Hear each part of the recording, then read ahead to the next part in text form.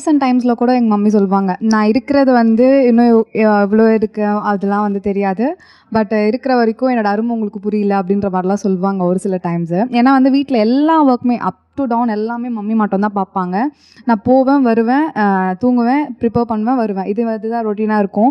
எல்லா ஒர்க்குமே வந்து எல்லாருக்குமே லஞ்ச் பாக்ஸ் எல்லா ஒர்க்குமே மம்மி தான் வந்து பண்ணுவாங்க.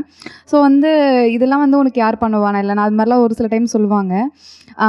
இதனால் அதுக்கப்புறமா வந்து சின்ன வயசுலேருந்து மம்மி வந்து எல்லாமே வந்து ஃபெயிலியர்ஸ் அது இது நெகட்டிவிட்டிலே ரொம்ப இருந்திருக்காங்க.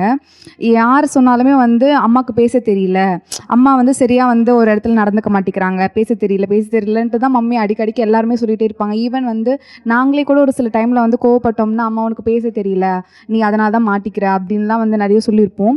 ஆனால் அம்மா இந்த டைமில் வந்து உங்களுக்காக நான் சொல்கிறேன், எந்த இடத்துலையுமே வந்து உங்களை நான் என்றைக்குமே விட்டு கொடுக்க மாட்டேன். உங்களுக்காக எப்போவுமே நான் இருப்பேன். யார் ஃப்ரெண்ட்ஸ் உங்களை அசிங்கப்படுத்தியிருந்தாலும் சரி, எந்த இடத்துல நீங்கள் தலை குனிஞ்சிருந்தாலும் சரி, கடவுளோட கிருபையினால் நம்ம வந்து நல்ல நிலைமைக்கு வருவோம். உங்களுக்காக எப்போவுமே நான் இருப்பேன். எப்போவுமே என்னோடய சப்போர்ட் உங்களுக்கு எப்போவுமே இருக்கும். நம்மளுமே வந்து ஒரு நல்ல நிலைமைக்கு முன்னேறுவோம்.